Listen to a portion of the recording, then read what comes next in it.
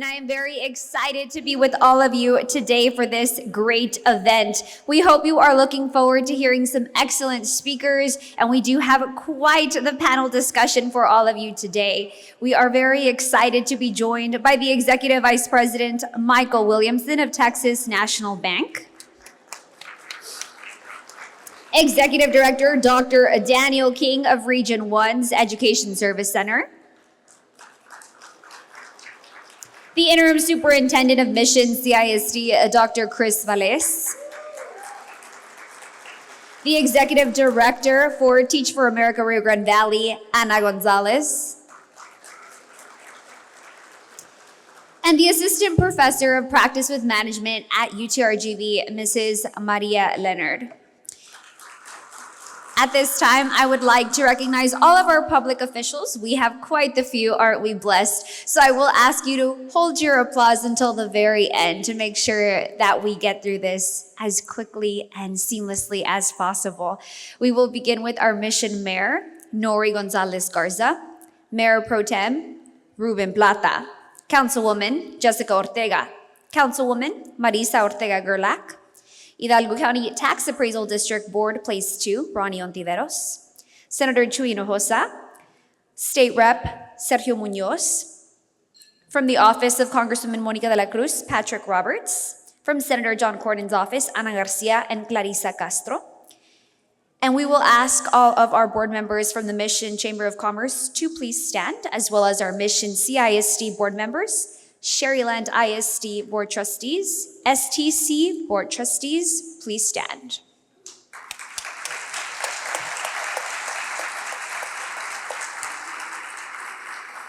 Thank you so much for all of your hard work that you do to ensure that our students are successful, especially as we begin the new school year. So as we get the program started, I would like to welcome Mr. Lance Ames to the podium. He is the incoming chairman of the Greater Mission Chamber of Commerce. Please help me by welcoming Mr. Lance Ames.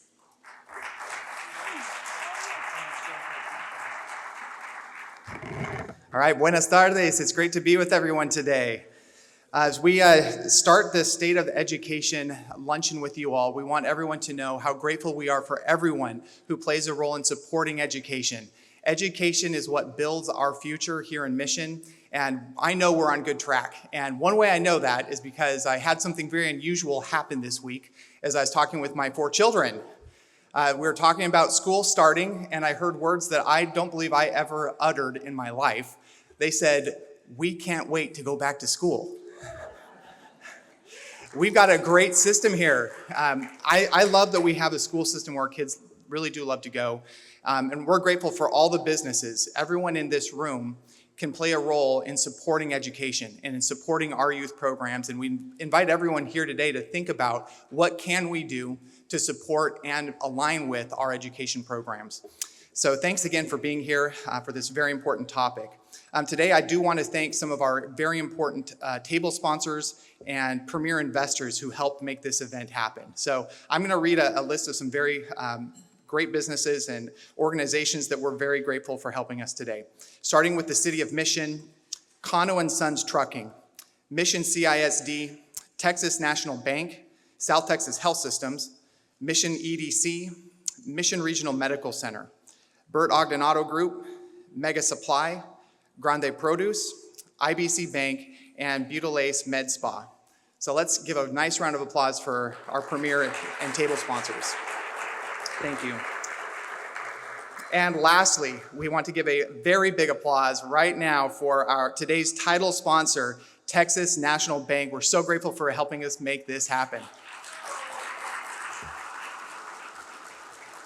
Thank you all and have a wonderful lunch.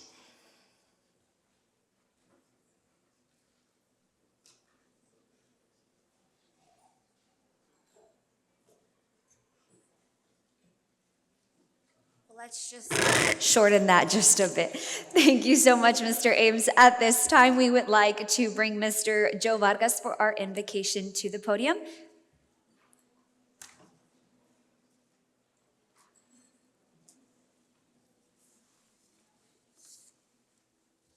Let's lift it up just a little bit. I'll ask everybody if we can please stand.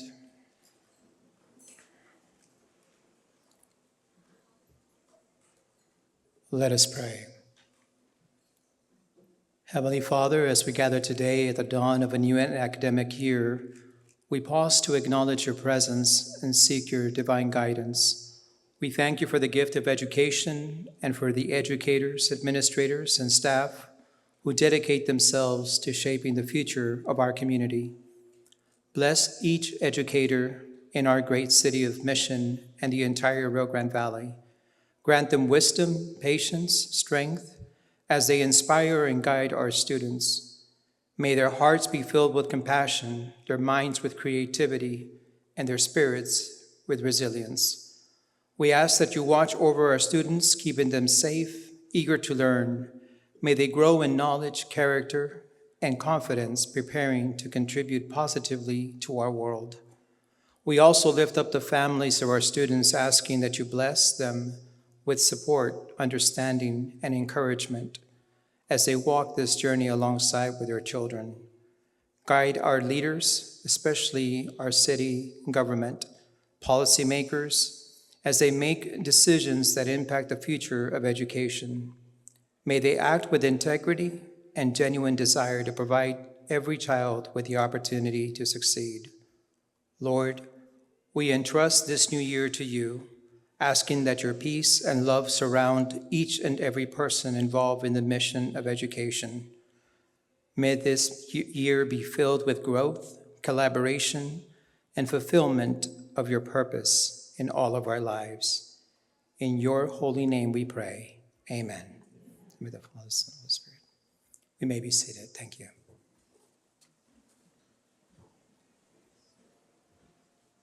At this time, we'd like to welcome our Mission Fire and Police Honor Guard to the stage.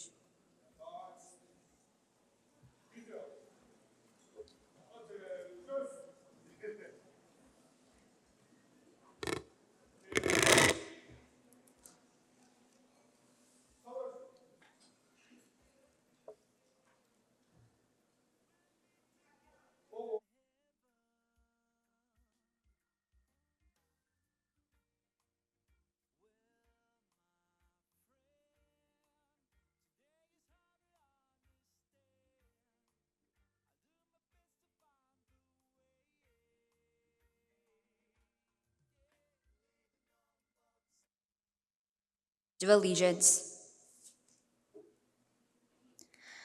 I pledge allegiance to the flag of the United States of America and to the republic for which it stands, one nation, under God, indivisible, with liberty and justice for all. Thank you, Mia.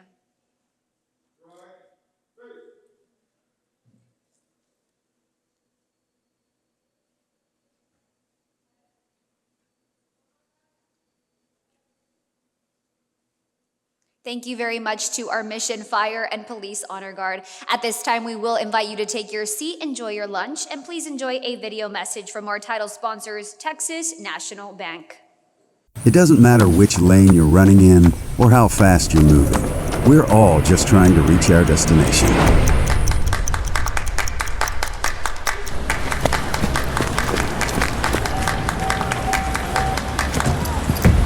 As we hurtle through this race, you can rest assured, you are not alone.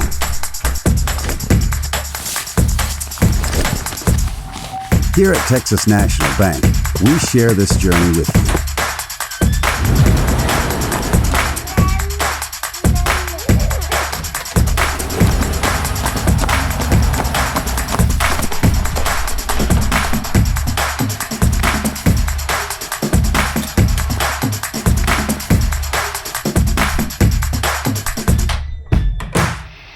We are running with you.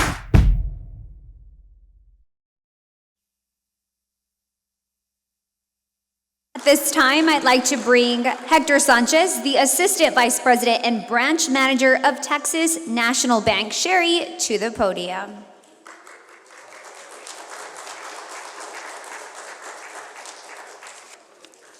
Thank you, Sydney, and the microphone is perfect just right there. Buenas tardes, everyone. First of all, I hope you enjoyed that video ad. It says a lot about who we are as an organization. And I also like to first start off by thanking our partner that's with us every step of the way. Thank you to the Mission Chamber and our board of directors. My fellow board of directors, thank you so much. Round of applause, please, for them. Thank you as well to our public officials that are joining us today.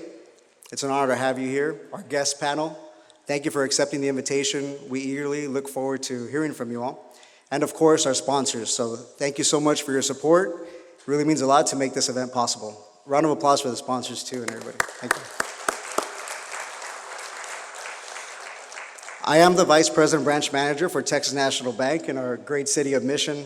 During my tenure, I have had the opportunity to do a lot of community service and been involved in a lot of community development efforts. For those of you that don't know, Rico, our Roadrunner, is our mascot.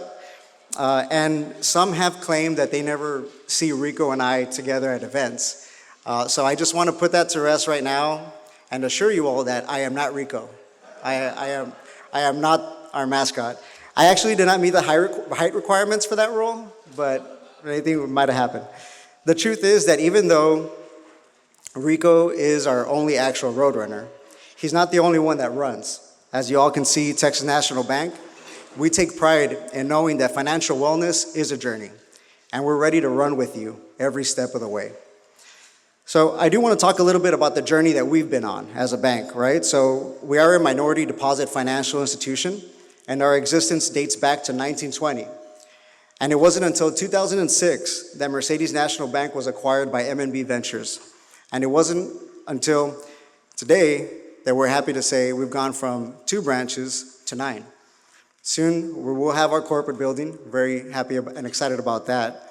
For us to say, and when it comes to assets, over 200 million when that started, and now well over 900 million, well on our way to the $1 billion mark. Really excited about that. We believe in giving back to our communities, and that education is the true foundation.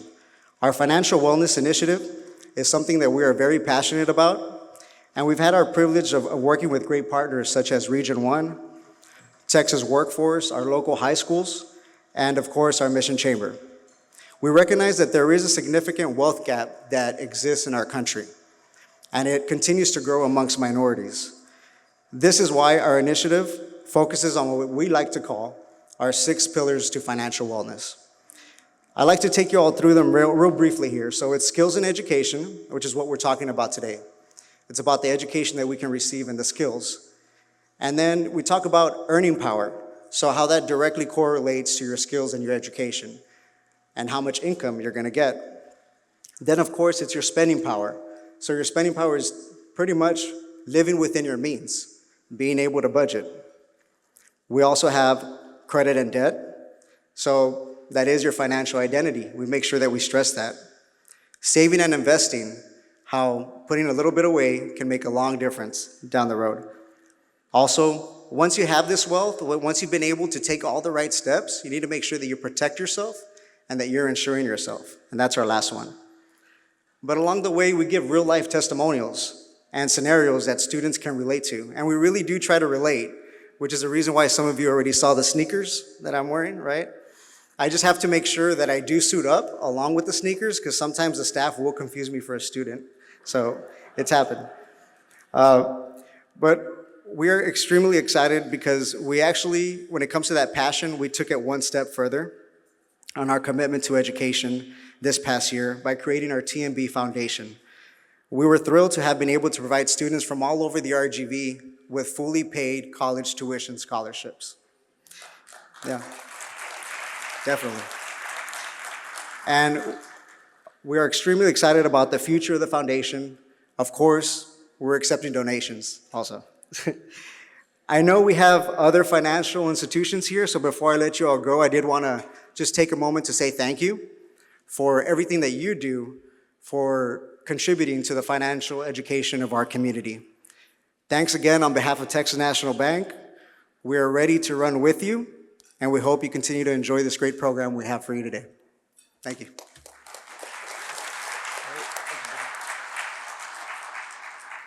Thank you so much, Mr. Sanchez.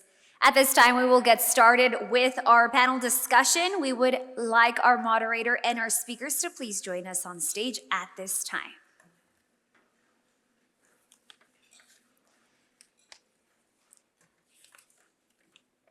I will be introducing our moderator, Ms. Maria Leonard. She is a faculty member at the Robert C. Vacker College of Business and Entrepreneurship at the University of Texas, Rio Grande Valley. She specializes in teaching upper-level business management, communication, organizational leadership, and organizational behavior. In August 2023, she was appointed as the Director of Social Impact and Sustainability for the college, having previously served as Internship Coordinator and Faculty Liaison to the Executive Advisory Council. She's been recognized for her work through several awards, including the Women of Distinction Award by the Rio Grande Valley Hispanic Chamber of Commerce, the UTRGV Faculty Excellence Award for Sustainability Education, among others. She serves as the faculty advisor for the UTRGV chapter, which is a global business student organization. She has over 20 years of senior management experience in apparel manufacturing and received her MBA from the University of Texas Pan American. She's also served as a trainer for the U.S. Hispanic Chamber of Commerce's Foundation Youth Entrepreneurship. Ladies and gentlemen, enjoy the panel discussion. Thank you so much for that introduction. How's everyone doing today? Thank you so much for joining us. The first thing that I would like to do is thank the leadership and staff of the Greater Mission Chamber of Commerce for this amazing opportunity to have this important conversation about financial literacy with industry and education leaders in our valley. The reason that I am very, very happy to be here today is because I have been a business person, and now since 2015 a faculty member at the Robert C. Vacker College of Business. And in both instances and in both roles, I have seen the importance of financial literacy in our community.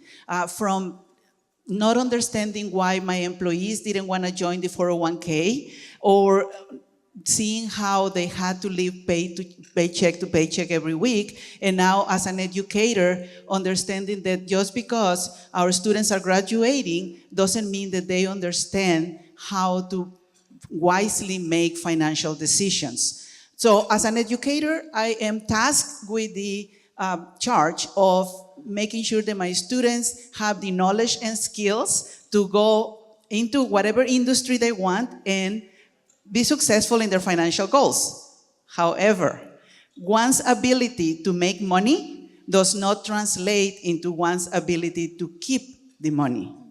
And time after time, we see this gap that I am hoping that through initiatives and efforts of these industry leaders and everyone else in this room, we can fill. I don't know if you know this, but our credit card debt is more than $1 trillion in America. 60% of Americans cannot pay cash for an emergency. Instead, they go into further debt. Only 18% of Hispanics in the country own some kind of investment tool like an IRA or 401k. That's a very low number. Also, our credit card debt on average per American stands at more than $6,000. Which means that they are paying interest upwards of 20% every month on that debt. So it is so important to have this essential conversation so that our youth and our business owners understand how to make wise financial decisions. And I am just so happy to be here today with these industry leaders that I know care about this topic just as much as I do. So with that, I would like to take a second to have the honor to introduce to you our speakers today. First, we are going to start from our left, Michael Williamson. He is our Executive Vice President for Texas National Bank. Mr. Williamson has been an industry and community leader for many years, inside and outside the industry. He is, for example, the director of the Hidalgo County Regional Mobility Authority. He has served as president of the Edinburgh Chamber of Commerce. And he is a current board member of the University of Texas Rio Grande Valley Foundation. Thank you so much for that. Mr. Williamson, in his role of Executive Vice President of Texas National Bank, has been an experienced commercial banker, and his specialty is commercial real estate development, owner-occupied real estate, and industrial and commercial lending. So we'll be having a conversation with him about what financial literacy means to business owners who are seeking his assistance to grow their business. Dr. Chris Valdez, she is our interim superintendent for Mission CISD. Welcome, Dr. Valdez. She has 32 years of experience in education, and she recently served as Region 1 Education Service Center as the Deputy Director for Curriculum, Instruction, and Assessment. However, her career started many years ago in West Laco and took her all the way to Garland ISD, where she served as the Assistant Superintendent, helping 56,000 students. So we are thrilled to have you in our city of Mission. Welcome, Dr. Valdez. To my right, Ms. Ana Gonzalez. Hello, Ana. We are thrilled to have Ana with us. She is the director, the executive director for Teach for America. Teach for America is a national organization that continuously fills the gap and really helps with the need of educators in the K-12 system. I am very, very happy that she's joining us today for this conversation. She joined the Rio Grande Valley chapter in 2014 and has been the executive director since 2017. I just learned that she is also an alum from UTPA, and I am very happy that we share that in common. Thank you so much for being here today. And finally, last but not least, Dr. Daniel King, Executive Director of Region 1 Education Center. So Dr. King has been a pillar in education for many years. He actually received the 2006 State Superintendent of the Year award by the Texas Association of School Board. But beyond the awards, numerous that he has received, his impact is felt in the education, in the growth and prosperity of the students who have had the privilege of being educated under his guidance. He was the superintendent for the very large FAR San Juan Alamo ISD, and under his leadership, PSJA became a state and national model for dropout prevention and recovery, and he actually inspired legislation on that subject. So we are very, very happy to have you here today. Welcome, Dr. King, our panelists. But I am going to give each one of them a few minutes to tell us in their own words a little bit more about themselves. We'll start with Dr. King. Good afternoon. I'm very privileged to be here and address this audience, and thank you for the invitation. I'm in my 47th year in my education career, so I'm getting close to that half a century mark. Many years did teaching and coaching in Hidalgo and in Mission. My first opportunity as an administration was here in Mission Consolidated Independent School District, where I opened Cantu Elementary out in Alton as the first principal there.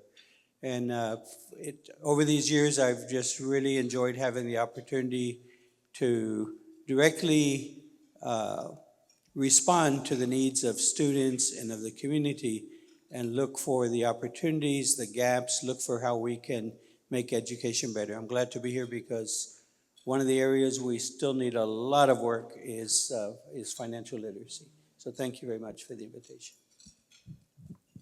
Thank you so much. Ms. Gonzalez?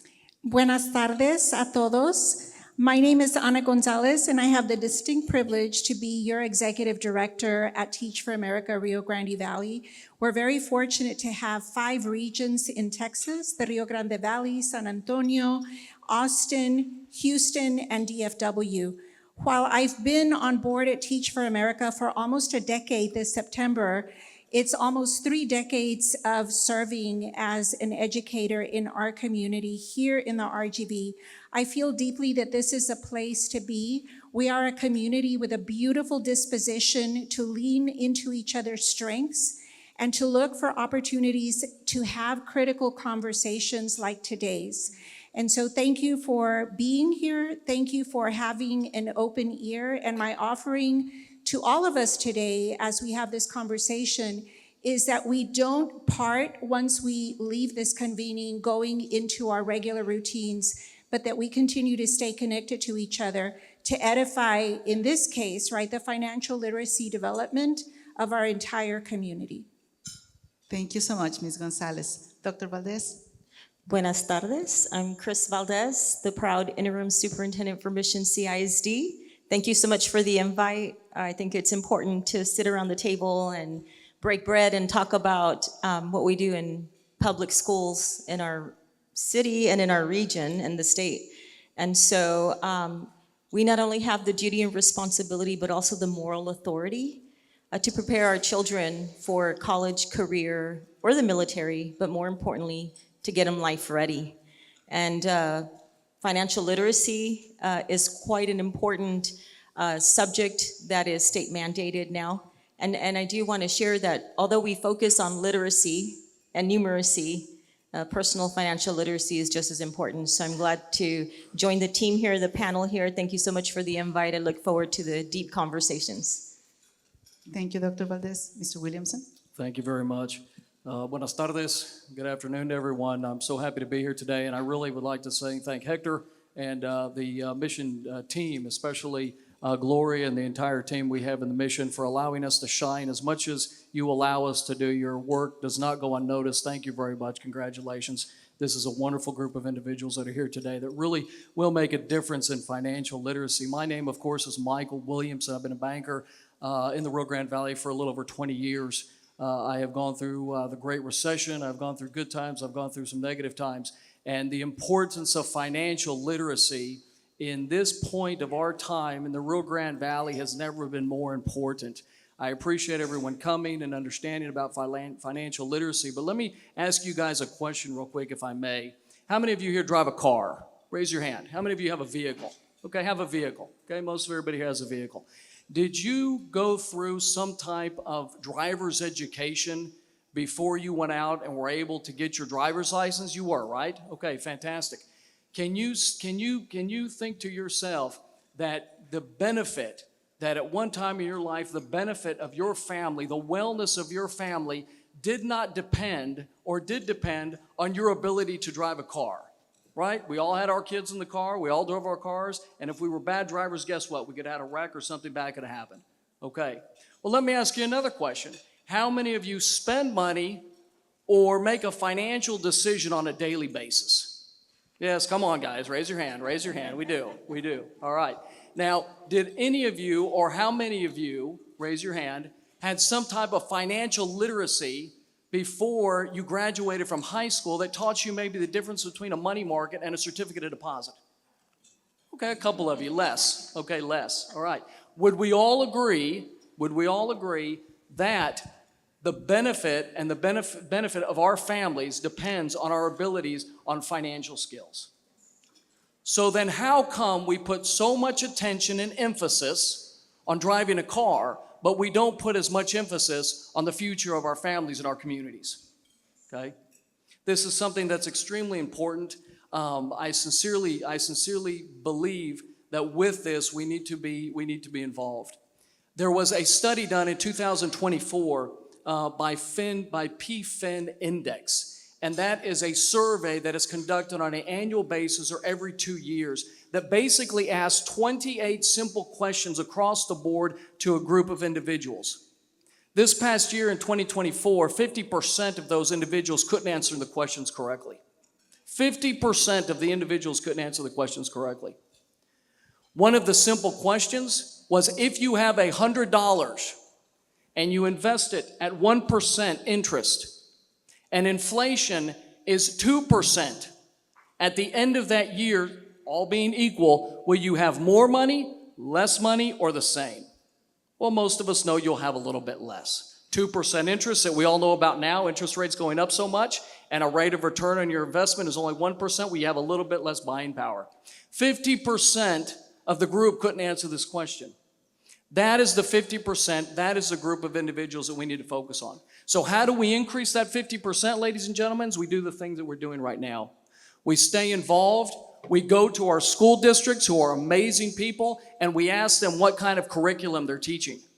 We go to our banks, and we ask our banks that we've been working with, that we give our hard-working money to, and ask them what kind of financial plans, what kind of financial programs do they have, and are they implementing into the community? And then we tell the banks, and we tell these individuals that we will be glad to assist.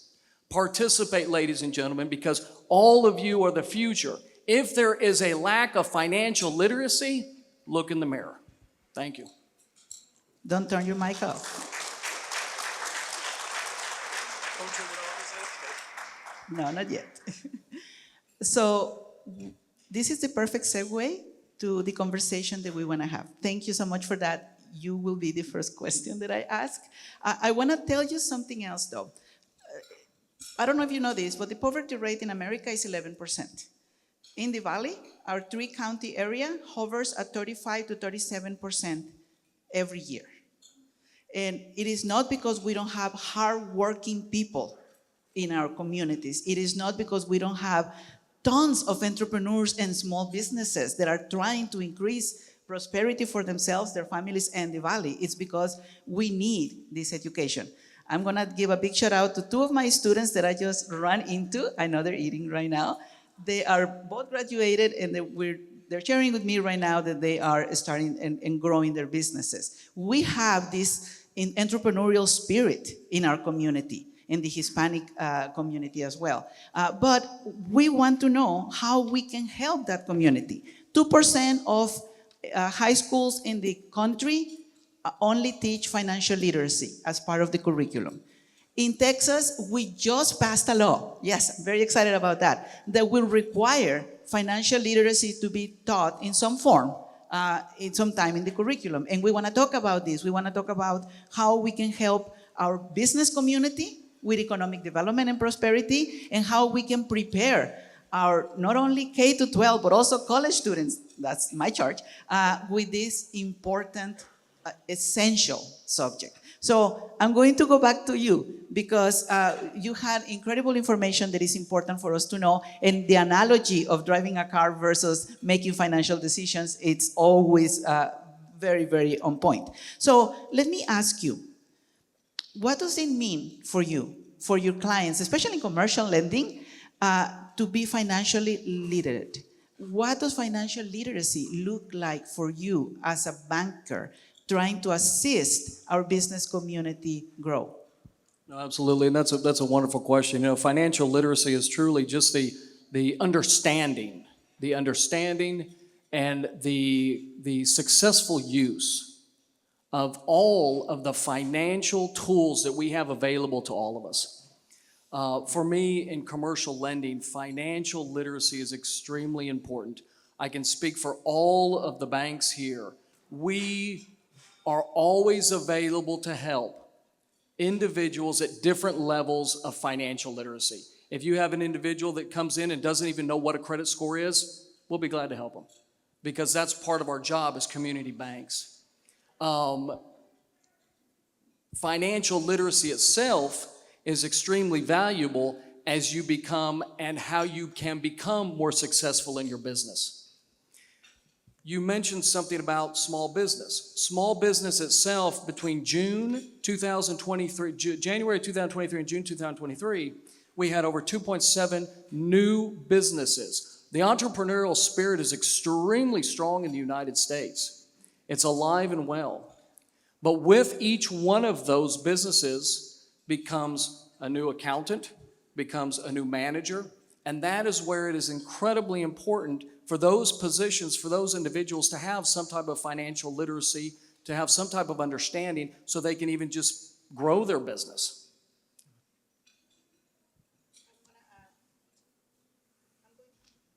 I'm going to add a follow-up to that.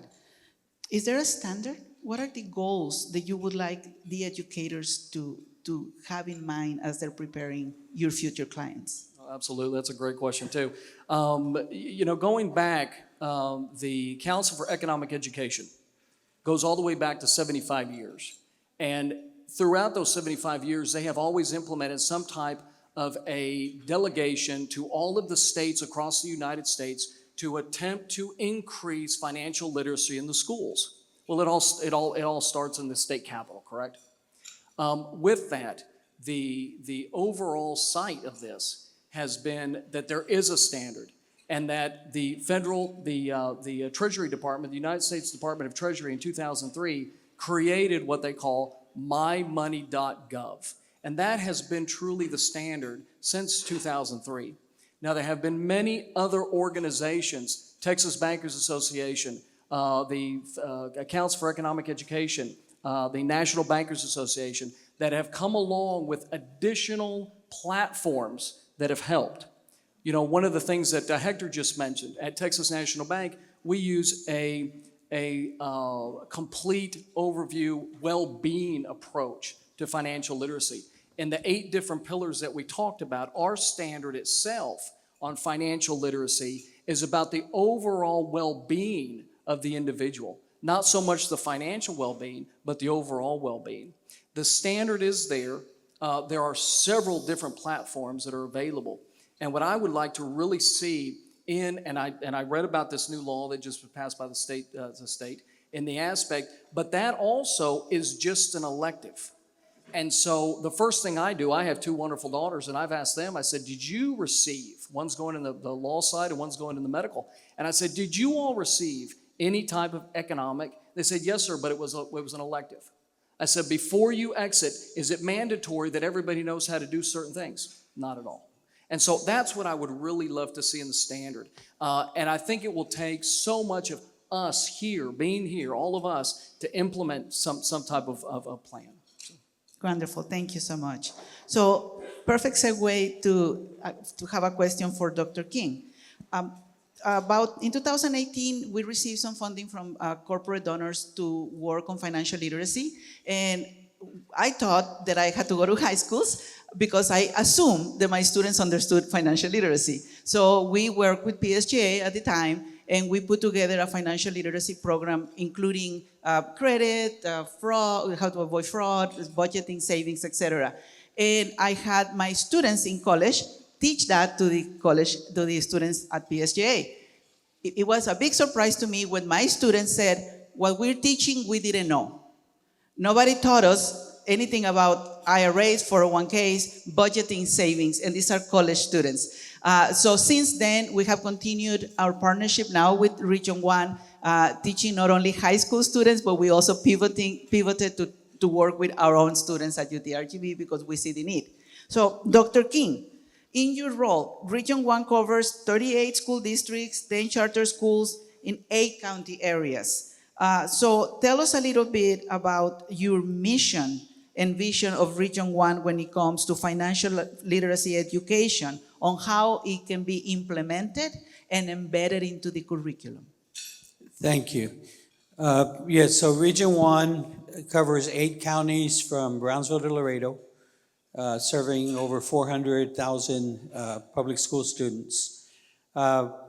In 2012, way before my entrance into Region 1, Congressman Hinojosa met with some of the leadership of Region 1 at that time and actually brought this very issue to the table, and about the fact that young people are graduating from high school and college with minimal knowledge of personal finance, financial literacy.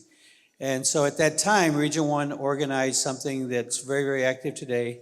It's called the Deep South Texas Financial Literacy Alliance. And so at Region 1, we're not particularly the experts on financial literacy, but we know where to find them. So members of that organization include most of the banks, some of the credit unions, all the higher ed institutions, the federal, I think it's the Dallas branch of the Federal Reserve and so forth, that work together on this issue. And so a number of things. First of all, as was mentioned, up until just very recently, there was never a requirement in Texas for students to have financial literacy, which is amazing because they're supposed to be college, career, military ready, all of these different things, but that this has never been included other than an elective. Recently, through legislation, it's now required. It still is not put in as a complete separate course. It's required to, in essence, be part of economics that everybody has to take. Everybody has to take a semester of government and a semester of economics to graduate from high school.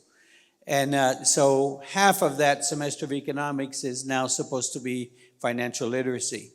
One of the challenges, it's going to take a while for textbook publishers and everybody else, so it'll be multiple years to get standardized across the state resource materials.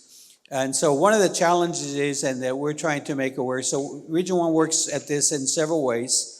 One, a lot of this, we have thousands of students that we directly touch their lives through grant-based programs like Gear Up and things like that we have regular convenings. And so for a number of years now, Region 1 incorporates financial literacy into all of those. We also found I think our Gear Up people found that when they, very much like your experience with your college students, when they were doing these presentations to students, and actually it wasn't Region 1 doing the presentations, it was your bankers and others. So it's really the bankers and other experts that provide it. We provide the venue or the platform.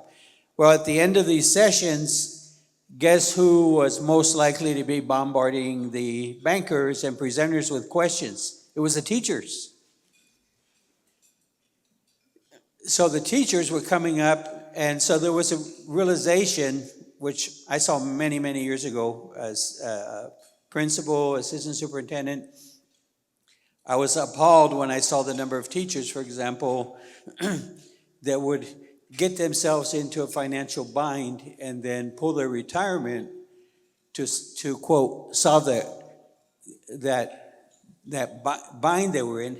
Well, pulling their retirement only compounded their life financial situation. And so now we also do trainings and sessions for teachers on their own personal financial literacy. In fact, we have a conference at the island in October just for educators. But at the end of the day, I think one of the things is getting the word out to the school districts, the teachers. This is a new law, so the training for the teachers, the curriculum, the resources, there are state standards, but there's not a state curriculum or state textbooks at this point. But our banker friends can assist in their local community in providing this. The Federal Reserve has a curriculum also, and there's many others. So really organizing ourselves through the Alliance to come up with a planned and organized way. At the end of the day, and I'll tell you, because from my role now, just like from our banking friends' role, I don't have authority over school districts. So a lot of people, when I was selected for this job or asked to take this job, the Commissioner of Education had a conversation with me, and the one thing he told me that I'll never forget, he said, "Danny, I'm going to hold you responsible for student performance across these 8 counties. I expect it to improve while you're there, but you have no authority." And so I was like, wow, because as a teacher, I had authority over my students. As a principal, I had authority over my campus. As a superintendent, so I was used to being accountable, but I always had I had the carrot to go with it, and I had the stick if needed, right? So I always had authority, right? So very much all of us in this alliance, we can influence, so what do we need to use? Influence, expertise, relationships, contact, resources. And so coming together, how to organize that to hopefully get ahead of the game and not wait for a textbook publisher to solve the problem for us. So just partnerships and working together. That's wonderful. Thank you so much. And I think that you have respect for Miles, so even if you don't have the authority, people listen to you. So coming back from that to Dr. Valdez, What programs at Mission CISD are there related to financial literacy? And if you have those programs, at what age do you start preparing your students, our students, for financial literacy matters? And are you partnering with any nonprofit or for-profit organizations to carry this impact further than the classroom? So today we had almost 13,000 children join us at our schoolhouse in Mission CISD, so it is actually our first day of school. So the Texas Education Agency, charged by the state legislature, mandates the state curriculum. So you never have to guess what's being taught in Texas schools. You just go on Texas Education Agency's website under Chapter 74 Curriculum Requirements, and you'll see every single standard for every single course for every grade level. So when you hop on that website, you're going to see what we call the Texas Essential Knowledge and Skills. So when we talk about curriculum and programs, we are required by the state to teach certain standards. There are non-negotiables. So in every math classroom, kindergarten through 8th grade, there are Texas Essential Knowledge and Skills embedded in the curriculum that address personal financial literacy. They're in there. So in kindergarten, I'll give you an example. In kindergarten, children will learn through math, and this is new, right, from state legislation. For example, the difference they'll learn coins, right, the coins. They'll learn about saving and spending. When they get to like 1st grade, 2nd grade, then it goes into the difference between saving and spending, needs and wants, which some of us still at my age have to master that teak, right? But they are embedded in the state curriculum, and we have the authority and have to, right? We have to make sure our children master these teaks. And so they go on through 8th grade. So even when you progress up the vertical, right, alignment when it comes to classes in the state of Texas, so you start at kinder and you build your way up, building on prior knowledge, and so then they go into balancing a simple budget. They'll start learning about credit cards, debit cards. They'll start learning about credit scores, loans for college. When they get to the high school level, on the state required secondary curriculum, you now have a course that is called Personal Financial Literacy and Economics. And so within that economics course, like Dr. King was referencing, you do have in there, they learn about partnerships, corporations, you learn about, personal bankruptcy, you learn about student loans or other financial sources for college, how to finance your college. I'm trying to think of what other, there's so many teaks. But the state of Texas tells us what to teach. You never have to guess what is being taught in our classes. It is delineated by the state. The Texas Education Agency does guide us. So what programs do we have at Mission CISD? We need to expand those programs. I'm back in Mission CISD, just started in June. I see a lot of partners here that I'm getting ideas on who to partner with. We have had other CPAs come in and talk to our high school students, but I like to partner with banks. I have a BBA in finance. I was a banker prior to, in my previous career. So love the banking industry and love, just enjoy talking to kids about personal literacy, financial literacy, and I know how important it is. But remember, I started off saying that we got to get them really ready for college, career, or military, but really life ready. And in Mission CISD, we truly believe that daily, like leaders like Dr. King, myself, in the region, and me particularly in Mission, where I do have the authority to make sure that we're doing our best to make sure that children are learning at high levels that there's high levels of learning every single day and high levels of teaching. So that way we can change children's lives, to change their destinies so we can have a better future in our country. Thank you so much for that. That's welcome back to Mission, by the way. Ms. Gonzalez, we have a question for you. In your role, you are preparing our future teachers. And the questions that we have for you is, what do you see in terms of college grads when it comes to their own preparedness, their own readiness in financial literacy matters? What issues do you see around the topic? And also, how does your organization support the teachers that you are preparing to be debt-free while completing the curriculum they have to have for you before they become certified teachers? Yes, thank you, Maria, for those questions. As part of what we're seeing at Teach for America with our incoming college graduates is that they understand the financial requirements that it takes to attain a higher education. And they've had to understand what are the expenses outside of tuition that they have to plan for and allocate funds for. Many of the young college graduates that come to us have worked during their college journey, like many of us in here did. And so they've had to work to provide for those costs. And we are seeing some groups of incoming college graduates that are coming to us who've had a longer journey to their degree attainment because financial barriers have come up for them. And so this has made their journey a little bit longer. But one of the things, and thanks to the work that many of our educators are doing that Dr. Valdez was speaking about, many of our college graduates that are coming through Teach for America are doing their research about the cost involved to become an educator in Texas. And we're discovering that they're looking primarily at certification programs, and they orient to selecting a program with the lowest costs. But we are seeing, Maria, that this outweighs other factors, such as the program success for certifying teachers and also the program success for retaining teachers.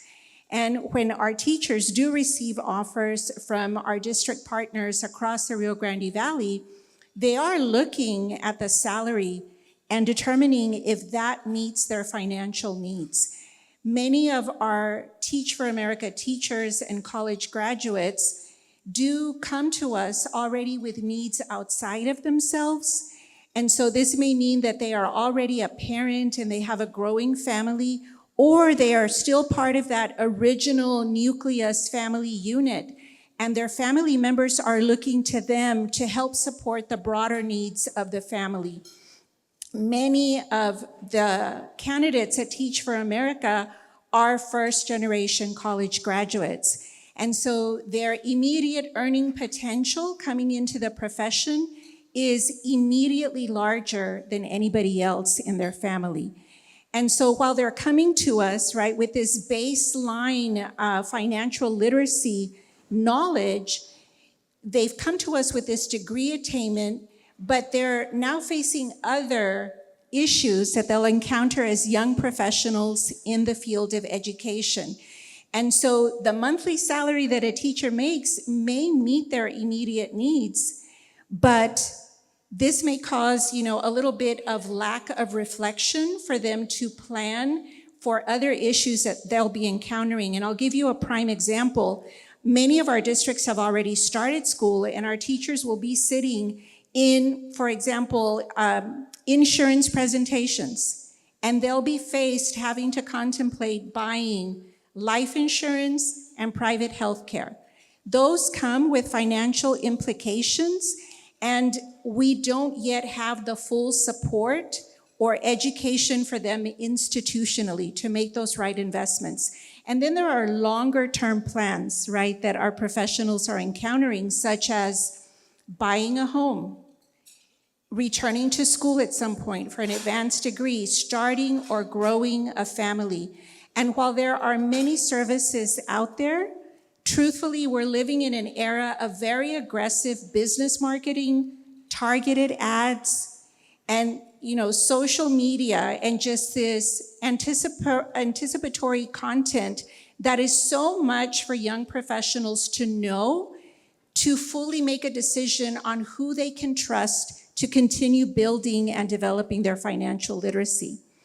And at Teach for America, one of the things that I want to name for all of us here today, because we're partners in this work, is that Texas consistently is trying to fill the teacher leadership pipeline. We're seeing this ongoing over numerous years. There's been a contraction of young folks who are actually interested to be part of the teaching profession.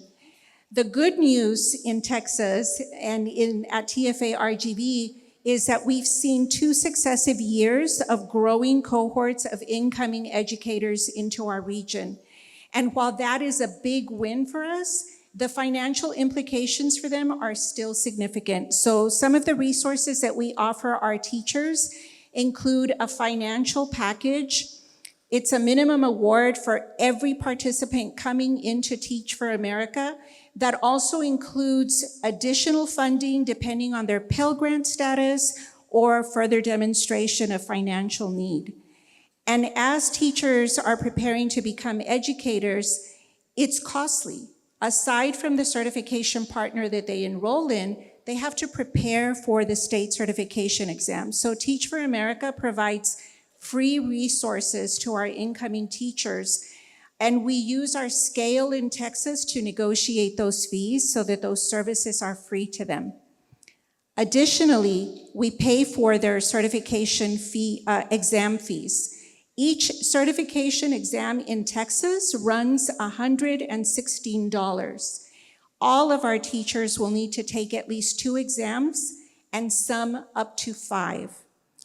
And then lastly, we provide guidance for them, such as summer housing guidance and more full-time guidance. And they actually have a coach that supports them along the way during their onboarding so that they can be cognizant of the financial responsibilities and implications for them. So we provide literacy modules, financial literacy modules for them, and they talk to someone along the way who can help steward the responsibility of receiving about a $20,000 package that Teach for America provides for them. And so while we're seeing all of these successes and resources that are being offered to our teachers, we find that they're still struggling or may struggle. And the reality is the timeliness of their employment. While they come to us the latter part of May for onboarding and training, they won't become official district employees until the latter part of August. That means they won't receive their first paycheck until the latter part of September. Thank you so much for all your efforts. We appreciate that. So we are almost to the end of our conversation today. I just have one last question regarding the home ownership. Ms. Gonzalez is talking about that, and about the trends that you are seeing in our area regarding business ownership, in comparison to the last 5, 10, 20 years, and strengths in credit and default rates. With that would be the final thoughts, and then I'll ask Dr. Valdez, Ms. Gonzalez, and Dr. King for their final thoughts on this subject. Absolutely, thank you. That's a lot to go from default rates to homes and so forth. But what I can say is give you some facts and so forth and some information. About 65% of all the homes that are out there are actually owned by an individual. They may have a mortgage on it, but they're actually owned. And of the other 35%, this is United States numbers and across the board, and the 35% they lease, they're rented. Amazingly enough, in a little bit of research that I just did recently, in the Rio Grande Valley in South Texas, that number for home ownership is a little bit higher. And you may not think that that would be the case, but it's around a point or a percentage higher than it is on the national average. I associate a little bit of that maybe with our culture. One of the things that I've seen, as I mentioned, I've been banking for a long time, and I've seen and I've talked to some of my clients who do owner financing and so forth, is that at the end of the day, our culture sometimes down here in the Rio Grande Valley, will unfortunately have a situation where they may become a little bit delinquent. But at the end of the day, when they have that final say of maybe a foreclosure situation, the individual will come up with the money. And I've always thought that was a very interesting fact across the Rio Grande Valley. Right now, home ownership is steady. We have about 86 million household units in the United States. Delinquency rates across the board in the United States are low. They are creeping up. I did some research. They are creeping up a little bit. That's, of course, I think a primary situation of our inflationary environment that we're in right now. Businesses, as I mentioned earlier, there's an incredible amount of entrepreneurial spirit, and I think that has a little bit to do with the COVID environment too. Everybody wants to be an entrepreneur, but with that is such an importance of the financial literacy aspect. So as we all have mentioned, and I've enjoyed listening to everyone here, please do your part. It can be a small part, it can be a large part of really taking that extra step and really going all the way to, and I'll mention too, you go all the way back to the regulatory environment of banks with CRA activity, which is our Community Reinvestment Act, that is mandated by the federal government that most banks adhere to some type of involvement with financial literacy. I know the rules changed here in April 2024, and the larger banks, the big banks of 100 billion in assets or more, must present their financial literacy program to the regulators. So let's all join together and let's do our part in doing our best to increase our financial literacy for especially, and maybe make the educators' lives a little bit easier. So thank you. Thank you so much for that, and thank you for the conversation. Dr. Valdez, final thoughts on the subject, please. We want financial security for all, and it starts with us and at home, right? Obviously, because it takes all of us to assume that responsibility and take charge. Of course, we're going to do our due diligence in public school systems to guarantee that we execute the daily lessons that are required when it comes to personal financial literacy, state standards that are embedded in the state curriculum, but financial security, to guarantee that for all, it takes all of us in here, it takes all of us at home, and it takes all of us in the school system to be able to guarantee that. I was thinking about the teachers, right? And I was a teacher for about a decade, and I can see how, I advocate for teachers. In a school system, teachers matter the most of all the adults. They're the ones that are daily executing lessons and ensuring that children are mastering the state standards. And so, they need to get paid more. It's such a noble profession. We don't go into education. We go into it knowing that our value is priceless. We can't put a price. You cannot guarantee us a X amount salary for what we do. We're doing our life's work, and you can't put a price on it. And so those of us who are educators and educational leaders in the region, we know our worth. We know that we do our life's work each and every day, and we know that with it, maybe the monetary incentives aren't there, but you can't put a price to what we do day in, day out. And so we're going to do the best that we can to make sure that our children in Mission CISD grow up to be financially responsible and literate, not just in literacy and numeracy, but we want them life ready. Thank you so much for that. We thank you for your service. And talking about teachers, Ms. Gonzalez, final thoughts before going on to Dr. King. Absolutely, and I'll just echo what's already been said, and I think my offering is just that we continue to be centered on the possibilities for kids in our community. And, we have different levels of authority. I had the privilege of working with Dr. King as a principal starting a STEM early college high school back in 2008. And one thing that I learned from him is that with authority comes great responsibility. And we have varying degrees of authority, but we are all accountable for the impact that we know is going to affect our children for generations to come. And financial literacy is one underlying component that we all have to work in lockstep together. So I look forward to continuing these conversations with you outside of this space and in these continued spaces. And thank you for all that you do to support our educators and to support our students. They're the future of our community, and they're our beacons of hope.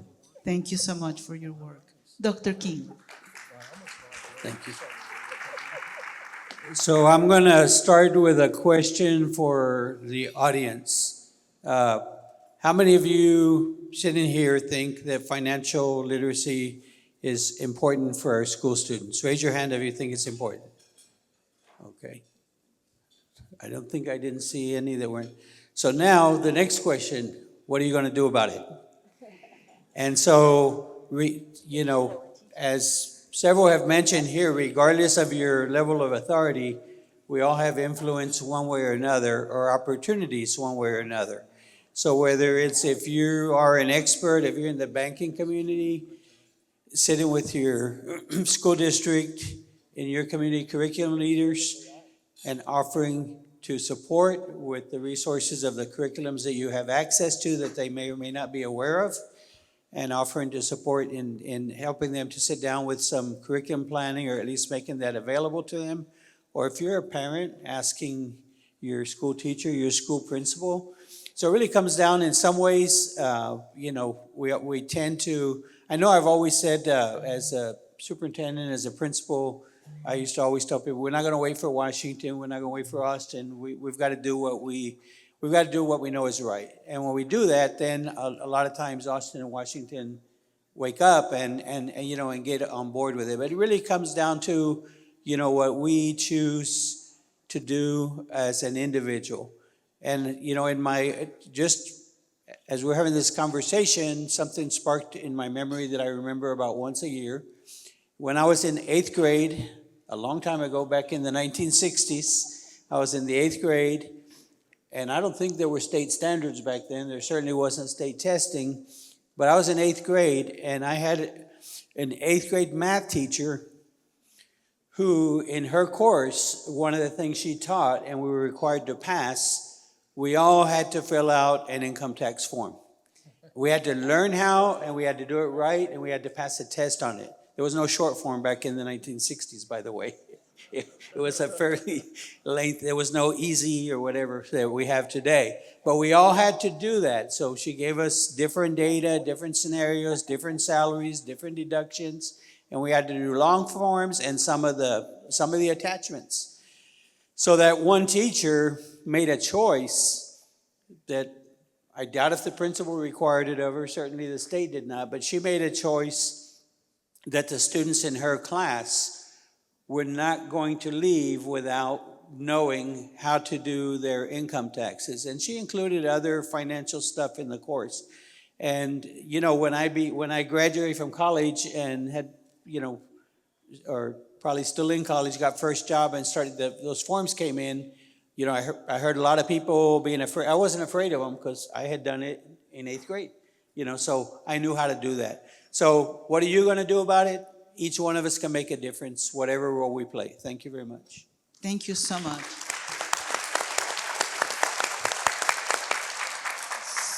So our challenge to you is, how are you going to make a difference? As a business owner, as an educator, as an industry leader, how are you making a difference? I want to thank everyone for your time today. Thank you so much for coming to listen to this essential conversation.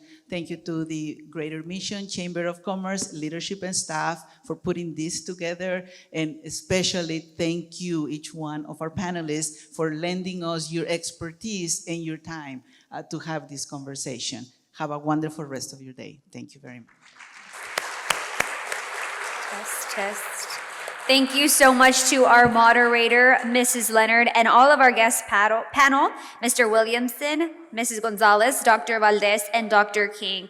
We learned so much from all of you today. Thank you so much for your time at this moment. We hope everybody enjoyed their lunch and their cheesecake and their lovely chocolate cake.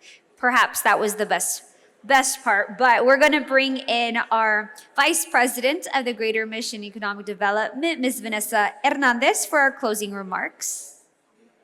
Thank you. Thank you, Ms. Sydney. And I am the new Vice President of Membership Development here at the Greater Mission Chamber of Commerce. And I just want to thank all of you, our guests, for being here today. Of course, our lovely MC, Sydney Hernandez from CBS Channel 4 News.